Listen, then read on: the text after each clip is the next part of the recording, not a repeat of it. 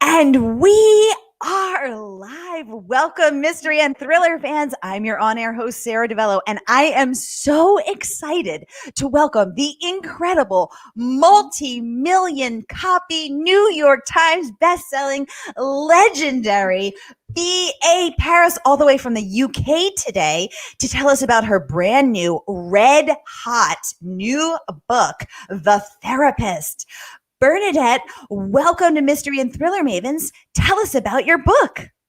Thank you, Sarah. Yes, so The Therapist. Well, it's a story about Alice and Leo who move into a gated community in London where there's only 12 houses and they're built in a kind of circle and everybody can see into everybody's house. Well, they know what everybody's doing. There's no kind of not doing something and not getting away with it, except maybe there is, because Alice finds she moves into the house with Leo and it's quite a new relationship for her. And it's a big wrench for her to leave the countryside where she lives. She doesn't know London at all. But she's quite excited, but quite nervous. And she's especially nervous about making friends. So that's what she wants to do. She wants to integrate into the community and make friends. But then she hasn't been there very long when she finds out that something terrible happened in the house that she's now living in. So she sets on a mission to find out the truth behind the girl that used to live in the house before her. Well, you hooked us again, Bernadette, because this book sucks you in, spins you around, and doesn't spit you out until the last page. I want to get into every single detail of this thrilling new work that you have produced today. Happy Pub Day, by the way. But first, I just want to welcome everyone who's watching on Facebook, everyone who's watching on YouTube. Welcome, welcome, welcome. If you've been here before, you know how this works. And if you're new, we're so happy to have you. Welcome. Here's how it works. Every week, I handpick featured authors to give you access to them. You can ask them anything about their book, their process, their writing, how they get those twisty, dark tales going. Anything you've ever wondered, get it going in the comments, and you get to ask Bernadette anything you want at all. I see the comments are already coming in. Gail, top community member, saying, hi, Sara and Murder by the Book. Gail, great to have you back. She says she's going to grab her cup of tea in hand for this. Yes, Bernadette is joining us live from the UK today, so grab that cup of tea and settle in for a lovely chat. Acadia, welcome. She says, I love all of B.A. Paris's books. Acadia, you're in the right place, my friend. Annissa, top community member there, saying she loved this book. Hello, Sara and B.A. Great to have you, Annissa, as always. Andrea is saying, it sounds fantastic. Andrea, it is, but put your seatbelt on because it is a wild ride. Let's see. Oh my gosh, Annissa is saying it takes you on a wild ride. Annissa, we're like just, totally vibing. Gail is saying happy pub day. Jennifer saying so excited to be here. She loved this book. Jennifer, welcome. We're so happy to have you. We're so glad you loved this book. Tell us what your favorite scene or part is. Tell us what you loved it. No spoilers though. Gail would like to know, Bernadette, where did you get the idea for The Therapist? And I'm wondering too, because it's crazy. So, in fact, I got the idea. I always get my ideas for something I think could happen to me. So we moved into an old cottage. We moved from France to the UK into an old cottage, and some parts of it are about 200 years old. And one day I just thought, oh, probably a lot of people have died in this cottage because, years ago, hundreds of years ago, there wouldn't have been hospitals. And I felt quite happy about it. I mean, I didn't mind living with their ghosts. And then I thought, what if I found out that there had been a murder in the house? I can say that much without giving too much away. And I did actually think I wouldn't be very happy staying here if it had been a recent one. And it was funny because I asked friends and relations and said, what would you do? And not many people would have been happy staying somewhere, living somewhere where there'd been a murder. So, but I just thought it was a brilliant idea for the start of a novel. I wasn't quite sure where it would go, but I just thought that gave me my start. So once that idea was in my head, that's, then I started writing and thinking a little bit about where the story could go. Ooh, great question, Gail, because I was wondering too. And Bernadette, thank you for that behind the scenes glimpse. It's so cool to know that your cottage is over 200 years old, parts of it. And I live in an apartment that's a renovated brownstone, and it is 130 30 years old. And I have also wondered, I mean, someone had to die here in all of that time. And I have wondered, are there ghosts? And do you think you would have felt different if the murder was 200 years ago, or was it the fact of a murder at all? I suppose if it had been 200 years ago, I love my cottage, so I probably would have stayed. If it had been the person that lived here before me, no, I think I couldn't have. But I wonder if, would you know? And then how would you feel once you'd settled in? And so all this was playing on my mind when I came up with the idea. So I used a lot of how I would feel when I wrote this book. And do you believe in ghosts? Do you believe in them abstractly? And have you ever felt anything in your 200-year-old cottage? Not here, but my family in France have a very old house down in the south of France, which is probably much older than 200 years old. And when I was 10 and staying there, I know this is going to sound crazy, but for about 7 nights running, I saw a ghost each night standing over my cousin's bed. I was sharing a bedroom with her. And every night I would wake up and see this figure standing over her. And I knew it was a ghost. But people laugh when I tell them. So yes, I definitely believe in ghosts because I saw one. And I know it wasn't my imagination because I would actually wake up and start crying. I was so scared. And the following night I wouldn't want to go to bed, and I'd eventually go to sleep. And then I'd be woken up again by this presence, and I'd look and it would be always standing over my cousin's bed. So yes, I definitely believe in ghosts. Was it the same presence, the same figure every night, or a different one? Yes, and I knew it was a woman. And of course, I know I had great-great-grandparents who would have died in that house. So, and I believe that one of them was looking over my cousin. So yeah, I do. But people say it was your imagination. You were 10 years old, but I don't think so. No, I don't think so. And it's interesting because my friend Dorothy lives on the island of Nantucket, which is a little island 30 nautical miles off the coast of Cape Cod, which is by Boston. And she is a 7th generation Nantucketer, and she lives in her family's ancestral home. And Nantucket goes back to the 1600s, and she has seen ghosts of her family members, and she feels very comforted by them. So I don't know if I would feel comforted. Gail saying she would not be laughing if she saw a ghost, and I wouldn't be laughing if someone told me they saw a ghost. She wants to know, how were you able to stay in the house? And I'm also wondering, how were you able to get to sleep after seeing this ghost? Well, I was staying, my family were there, and we were staying with my uncle's family, and I didn't tell anybody because I knew they would just laugh at me. And so I never told anybody until years and years later. And of course, the family that lived there, my uncle and cousins, they just thought this was hysterically funny because nobody else has ever seen a ghost. But, I went back the following year and I was terrified that I'd be in the same bedroom. And I was. My aunt put me in the same bedroom and I still hadn't told anybody. But that year, the year later, I didn't see anything at all. So, I had to go back and I hadn't told anybody. So, yes, but as I say, I didn't see anything that time. I was really worried that I would, but I didn't. Wow, fascinating. Leslie is saying hello from Canada. Welcome, Leslie. Good to have you here at our international event. Lindsay is saying you are her favorite, Bernadette. She cannot. Yay, we love hearing that. How special to be surrounded here by all your loving, adoring fans here with us. She says she cannot wait to read the new book. She has devoured all the others, and she is sending her love from Seattle over on the West Coast. Welcome of the U.S. Welcome, Lindsay. So great to have you here. And since Bernadette is your favorite, let us know what questions you have. This is your time here with your favorite author. I'm going to keep getting to them. Sharon is saying hi from Minnesota. Sharon, hi, welcome, top community member. Great to have you. Jennifer is saying truth is stranger than fiction. So fascinating that your work of fiction here was actually inspired by this truth of you wondering about your 200-year-old cottage, your experience with a ghost.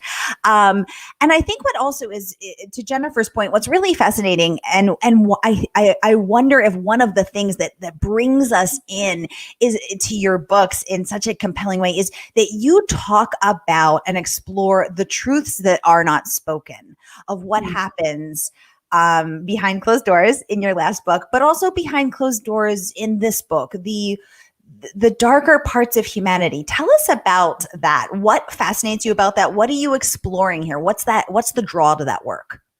I think that everybody has secrets, and we all have secrets, I suppose. And, it's fascinating when you know that somebody's got something, something about them maybe, but they're not telling you. And this is Alice in the book.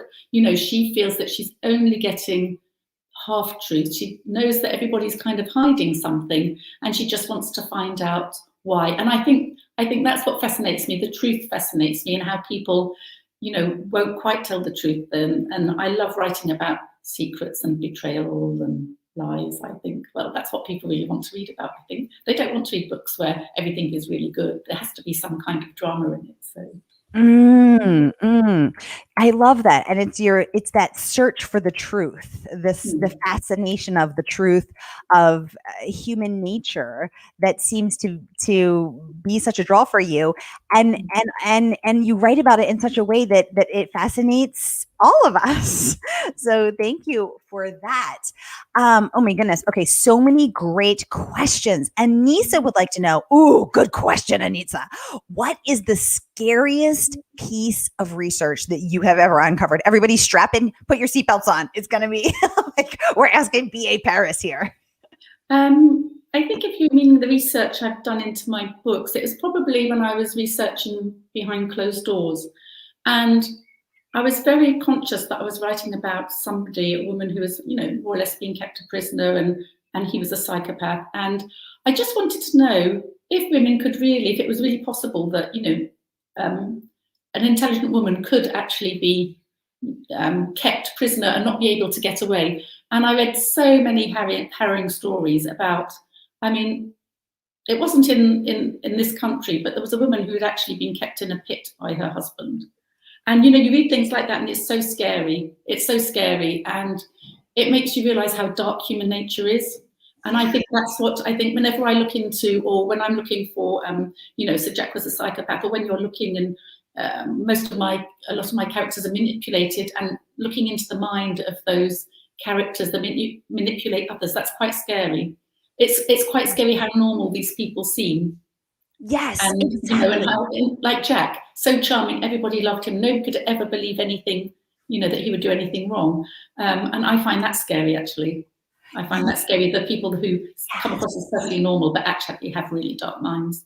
Yes, exactly. And I'm thinking of the guy in Ohio here who kept 3 women prisoners for, I think it was 10 or 20 years, and nobody, he wasn't off in a hut in the woods in, the middle of Timbuktu. He was in a suburban normal neighborhood and with neighbors around him who had no idea there were 3 prisoners in there. Or the guy who kidnapped the little girl, was it Elizabeth Smart in California, and kept her, in a pit in an underground room in California. Who are these people? It's so bizarre. I think I find that really scary.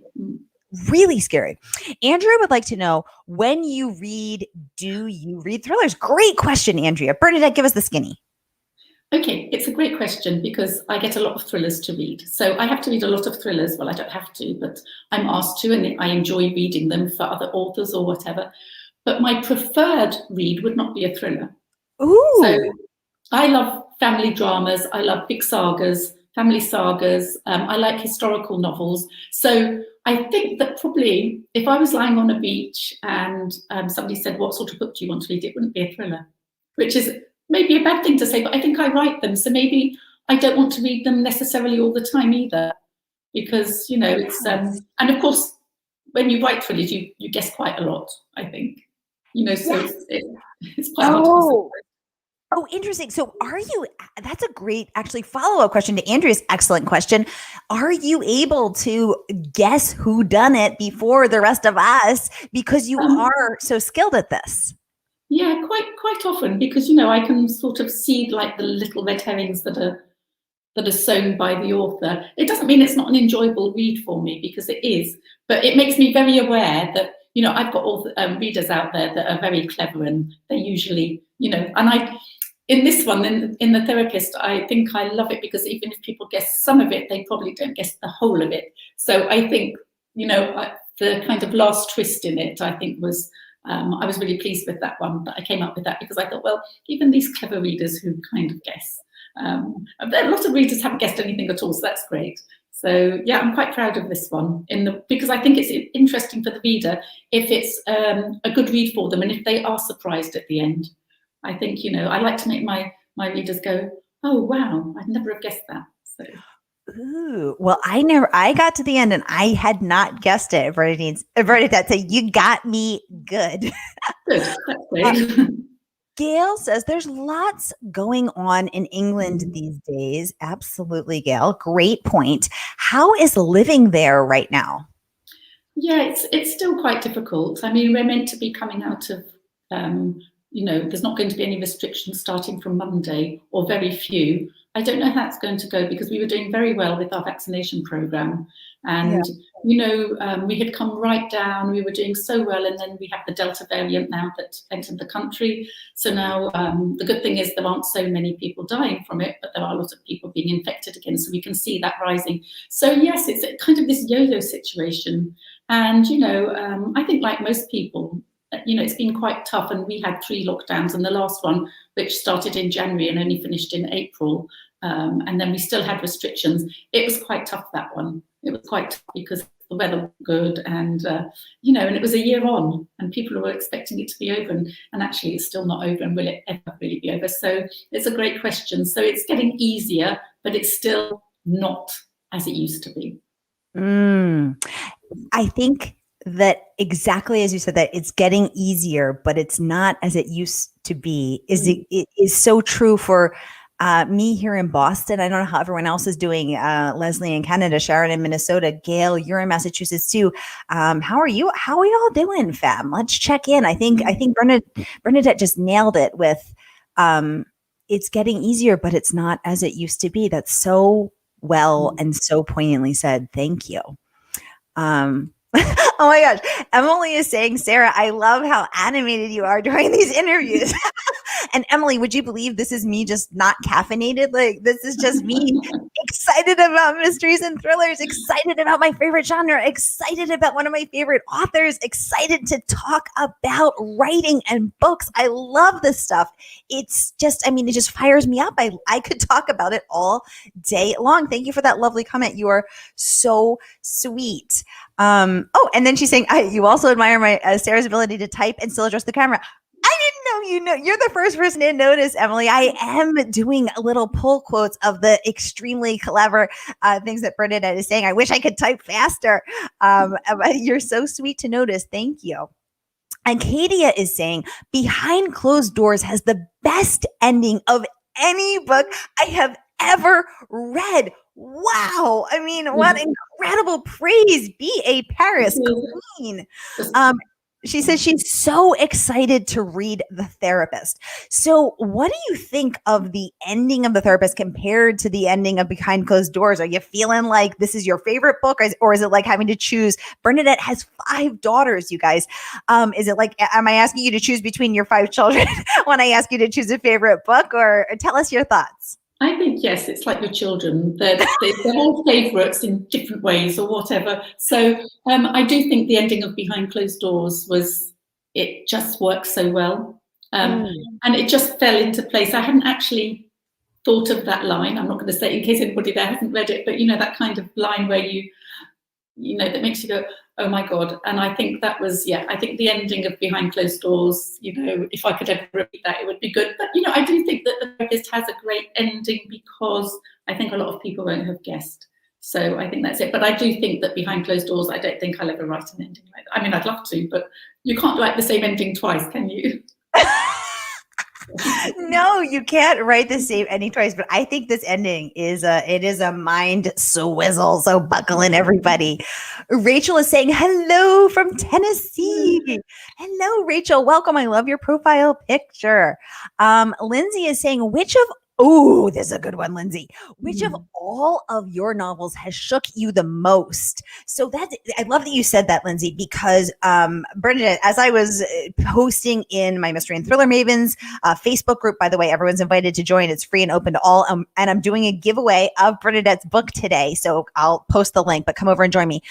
But over and over, people kept saying her books left me shook in a way that no other books have. Someone posted that years later, the book has stayed with her, that they haunt her. I mean, this just kept coming up over and over again. So it's so interesting that your books infiltrate our minds and stay with us for years. She said for her, it is behind closed doors, but perhaps you have a personal connection to one of the stories that has really shaken you. Great question. Bernadette, tell us.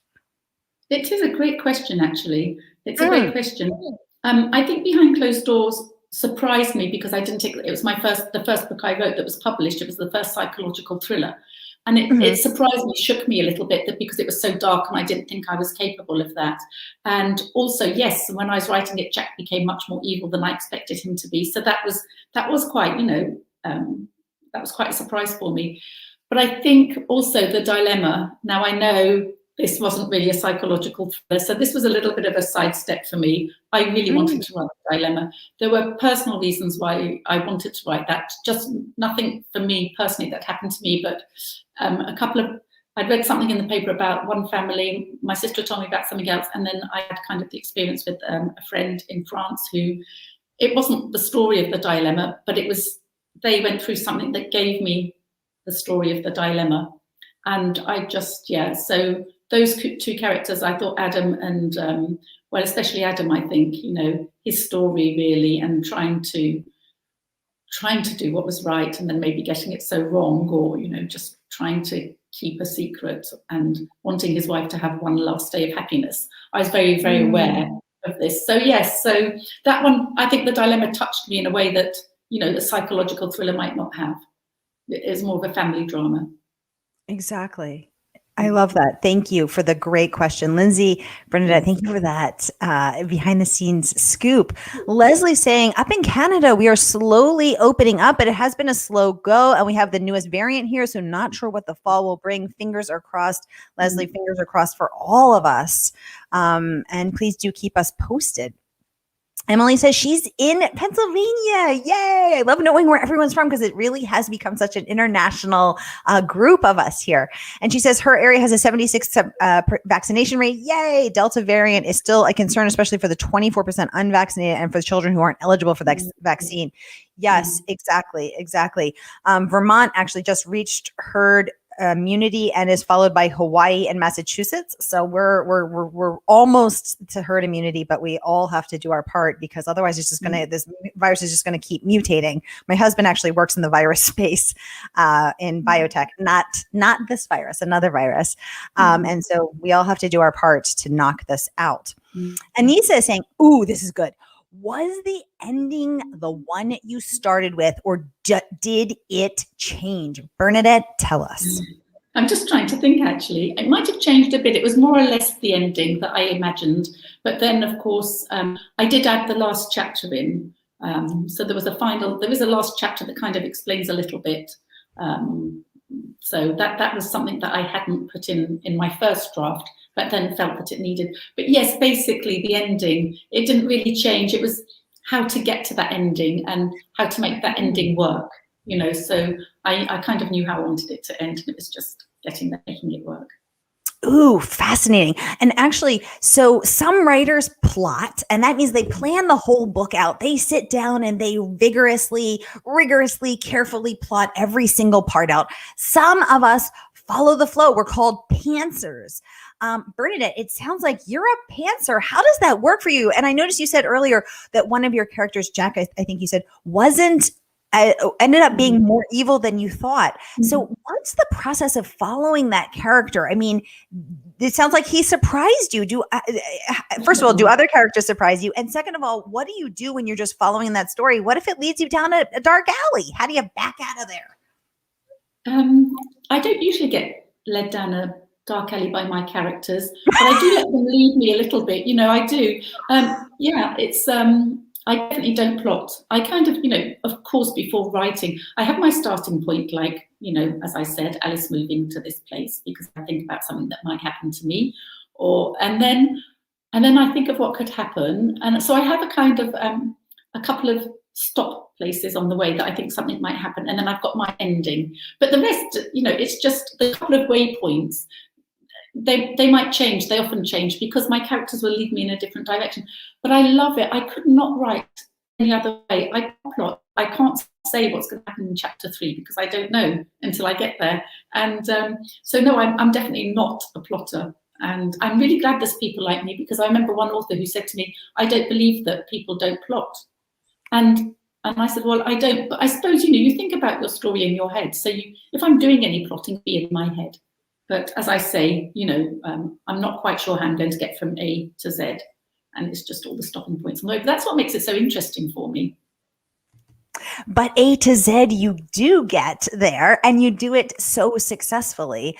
So thank you for that. I just want to remind everyone that you can get your copy of The Therapist from Murder by the Book today. Support this amazing independent bookstore, one of 3 dedicated mystery bookstores in the country, my favorite bookstore. And I am posting the link right now so you can click over and get it, because you're going to want to read this, fam. You're going to want to read this. All right, we have 5 minutes left. So any last questions for Bernadette, get them going in the comments, and she will get to them. We will get to them. So Bernadette, Goodreads named this one of the most anticipated mysteries and thrillers of the year. Congratulations on that. That's so exciting.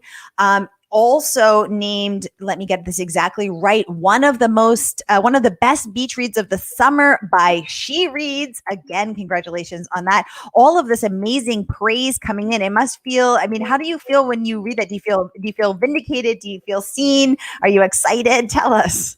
Yes, it doesn't seem as if it's about me, though. I can't believe that people are saying this about my books. And I'm over the moon with all the comments I've received and all the enthusiasm for this book. So I'm just really pleased. And the fact that, it has got these great reviews, and of course there'll always be bad reviews as well, because there always are. But, I'm just thrilled with, I think, I love my readers in the States, because they really do get behind my books. And I'm so grateful to them for always, looking forward to the next one and reading the next one and being so enthusiastic about it. So, you're all great out there. Thank you so much. Yay, we're great, you guys. We're great. And Annissa is saying thank you for answering her question. She loved your answer about the ending and if it changed, and seeing the process of learning how that you knew the answer, you knew the ending, but it was about getting to that, about how to get from A to Z. So thank you so much for that. She Reads also named you one of the best books. You have gotten incredible praise from other authors. T.M. Logan, author of The Vacation, says suspicion, betrayal, dark secrets abound in this 10-story, all hidden just beneath the surface of a seemingly perfect suburban life. I love that. Sharon says your books never disappoint. Yay, Sharon. Yeah. And it's hard too, right? Because every time you think, will this be the one? You don't, now you keep raising the bar, raising the expectations. Do you feel that pressure, Bernadette? I think after Behind Closed Doors, definitely. It's absolutely wonderful when your first book is just, a great success, but it really makes it hard for all your subsequent books, because you know that it's going to be quite hard to repeat that. You will, but it's very hard to write a book that will have such an impact as Behind Closed Doors, I think. But, it keeps me on my toes. It keeps me going. It keeps me looking for that elusive book that people might say, oh, I actually prefer this to Behind Closed Doors, because the majority of people, it's still their favorite book. Although some people say, I like The Dilemma, I like The Breakdown best. Some people have said they like The Therapist best, which is great, or that it comes a close second to Behind Closed Doors. But, it's wonderful when you have success with your first book, but it's also quite hard to, after, keep trying to, you want a book that matches it, and that's quite hard. Exactly. Anne is saying every single one of your books has her dumbfounded. She loves that feeling in reading. Bernadette, how do you pull that off? Because I hear that. And Anne, thank you for saying that, because I want to get to this. How do you outwit us, outsmart us, leave us feeling dumbfounded? How do you pull that off? since you don't plot, how do you come up with something that's so shocking? I don't know. I think I've got really good imagination, and I really want to give my reader that ride, where they don't, I really am. I'm kind of aware of the reader when I'm writing, and it's not that I want to trick them, but I do want to be able to, not trick them exactly, but make them question, because otherwise, if they could guess who done it at the very first page, it wouldn't be very interesting for them. So I'm kind of aware that I need to trick them a little bit and look for ways, and I enjoy that. For me, it's a little bit like a puzzle, trying to find little things, clues that aren't actually clues that might lead them down the wrong way. But that's fun. I enjoy doing that. And do you ever find yourself saying, oh, that is a little predictable, I better change that up, or it just keeps coming, like twist after crazy twist? Yeah, no, I think, I don't think many of my things are, I think they might look predictable, but then they're not, because it's not that. People might, so that's what I think. There might be something they'll say, oh yes, well, we know it's going to be her, or it's going to be him, but then it's not. So I hope I managed to pull that off. But then it's not. Grace says, Behind Closed Doors had an impact, stressful, disturbing, and definitely thrilling. I loved the ending. So speaking of endings, very cool to see that. Ashley says, one of the first thrillers that I read that gave me the big cold chills. I loved it. And that is, do you ever give yourself the chills? do you think you get, ooh, or you've read it so many times it's not chilling anymore? No, I have to admit that when I reread Behind Closed Doors, when I was editing, and I did, and I used to feel really anxious for Grace and really tense, so I was editing, so I was reading my book, and I think, well, this is stupid because I know the ending, I know, and yet I could feel that tension. I could feel my heart beating a bit faster, even though I had written it, and that was quite surprising to me. So I think Behind Closed Doors, to get back to that question, which one had the most impact? I mean, I said the dilemma because it meant something to me, but Behind Closed Doors definitely did have that effect on me, where I was kind of, even though I had written it and I knew where the story was going, I did feel that kind of tension. Oh, I love that. I love that. Carrie says, it is literally the best book I've read in years. So good. Pilar de la Peña says, as BA's translator into Spanish, I have to say I particularly admire her prose. It is powerful and effective. All the right words in just the right places. Saludos from Madrid. Pilar, thank you so much for joining us. Thank you, Pilar. Thank you. My translators are wonderful. What a beautiful testament, saying that your prose is powerful, effective. She admires that it's all the right words in just the right places. How cool is that? And how cool to know that this woman is translating your work into Spanish for so many other readers to enjoy. Pilar, muchas gracias for joining us and for your kind words today. Okay, I think we are out of time, but I just want to say, everybody, thank you so much for joining us today. Bernadette, thank you for tuning in all the way from the UK. It has been such a pleasure to chat with you. It's been so great to get the inside scoop. Thank you to everyone for joining us today. And again, grab your copy from Murder by the Books and enjoy this book and let us know what you think of it. Have a great day, everybody, and keep reading. Thank you so much, Sarah. Thank you, everyone. Thank you.